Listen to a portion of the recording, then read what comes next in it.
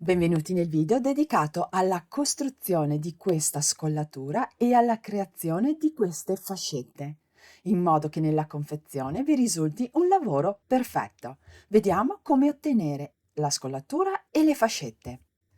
Per ottenere quelle fascette devo utilizzare la funzione fasce che trovo all'interno di TTCAD L3 ed L4. Però prima di creare le fascette devo costruire la scollatura. Mi trovo già all'interno di gestione parti, ho preso come esempio un corpetto base di tipo B. Seleziono il davanti, clicco modifica forma.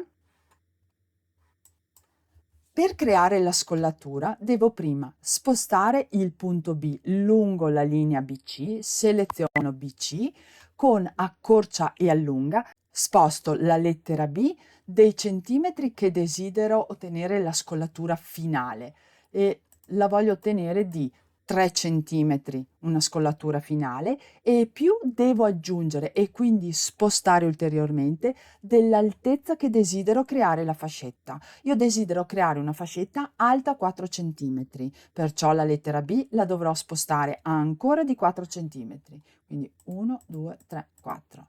Nel totale ho spostato la lettera B di 7 centimetri. Seleziono AB, mi viene indicata che è una curva a due punti, clicco sulla freccetta e seleziono segmento, perché voglio ottenere un segmento. La lettera A la sposto verso il basso dei centimetri che desidero che mi arrivi la scollatura. La sposto, facciamo bella profonda, di 18 centimetri. Poi devo spostarla ulteriormente dell'altezza della fascetta, quindi di altri 4 centimetri. E lo sposto con la croce verso il basso. Nel totale l'ho spostato di 22 centimetri. Poi il punto A bisogna spostarlo verso destra della metà dell'altezza della fascetta, perciò la devo spostare di 2 centimetri, perché la fascia sarà di 4.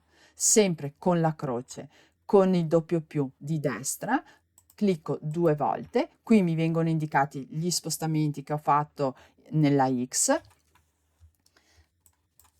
Qui sotto ho la lettera I che è la lettera che mi indica la vita. La sposto verso l'alto fino ad arrivare all'altezza della lettera A e la sposto sempre con la croce, con il doppio più, verso l'alto. Quando arrivo vicino utilizzo il più singolo. Qui vedo che sono indicati 90 gradi e vedo che è ad angolo retto. Questa è la scollatura che bisogna ottenere prima di andare a creare le fasce. Clicco conferma ed ho il davanti modificato. Seleziono sempre il davanti e clicco fasce. Mi porta all'interno della pagina fasce. Nella descrizione di questo video troverete vari link dedicati a questa pagina perché le fasce danno tantissime possibilità. L'intervallo su cui voglio costruire le mie fasce, quindi sulla linea, è la linea che va da A a B. Qui seleziono il punto A e il punto B e la linea è diventata blu, perciò è selezionata. Fascia rettangolare, disabilito. Altezza fascia mi vengono indicati 3 cm, creo le fasce di 4 cm. Clicco aggiungi una nuova fascia. Il programma mi ha già creato la mia fascetta. C'è una cosa che bisogna sempre tener conto, che la distanza tra le due rette AB e DC, queste due, sono parallele tra di loro e la distanza è di 4 cm. Il fondo, questa, non può essere di 4 centimetri perché non ho un angolo retto. Perciò questa misura è differente e dovrò andare a correggerla, perché altrimenti nella confezione non avrò un lavoro perfetto. Però ci sono due soluzioni che si possono fare e entrambi sono validi. clicco conferma. Nella lista trovo la fascia che ho appena creato, la seleziono ed entro in modifica forma. Questa che vi faccio vedere è la prima soluzione, poi sarete voi a decidere quale preferite. Seleziono AD, qui in alto mi vengono indicati che sono 4,34 cm, ma lo spazio che io ho creato sul fondo della mia scollatura sono di 4 cm. Perciò mi trovo ad avere 3 mm e 4 in più. La lettera A la sposto verso destra con il più singolo della croce in modo da ottenere, ho ottenuto 4,04, va benissimo. Si vede già visivamente che le due rette non sono più parallele, ma c'è veramente una minima differenza. Questa è una soluzione. Se invece desiderate mantenere le due rette perfettamente parallele e quindi lasciare il fondo, questo AD di 4,34 cm, devo andare a modificare il fondo della mia scollatura. Clicco conferma, seleziono davanti, entro in modifica forma.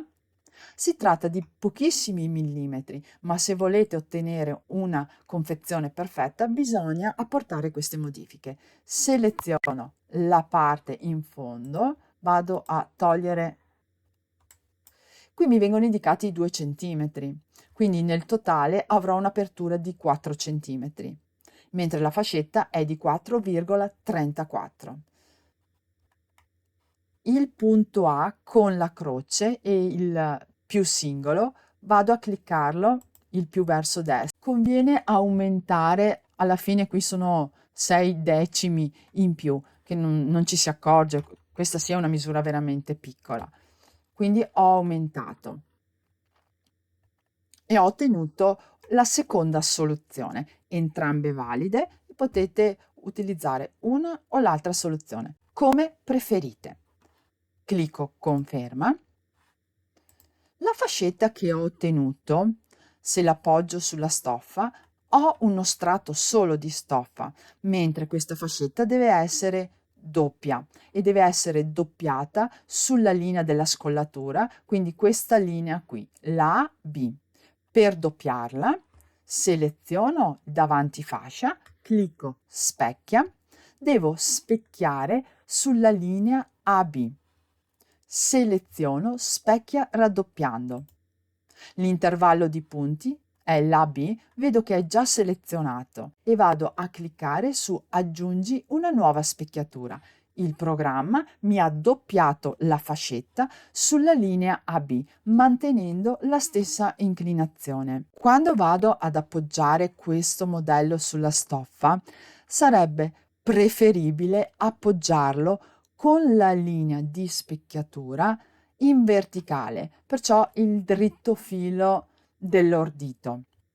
Per fare questo, qui dove c'è scritto non allineare la parte specchiata, clicco sulla freccetta e seleziono allinea verticalmente l'asse di specchiatura. Seleziono e clicco applica modifiche. Il programma mi ha ruotato il mio modello. Clicco conferma, qui trovo la fascetta di partenza, la deseleziono perché non la voglio portare fino alla fine e clicco sulla fascetta specchiata, che è questa. In questo modo avete ottenuto una scollatura e una fascetta che vi darà questo lavoro nella confezione, con questa scollatura, questo angolo, perfetto. Spero di esservi stata utile. Ai prossimi video. Ciao ciao!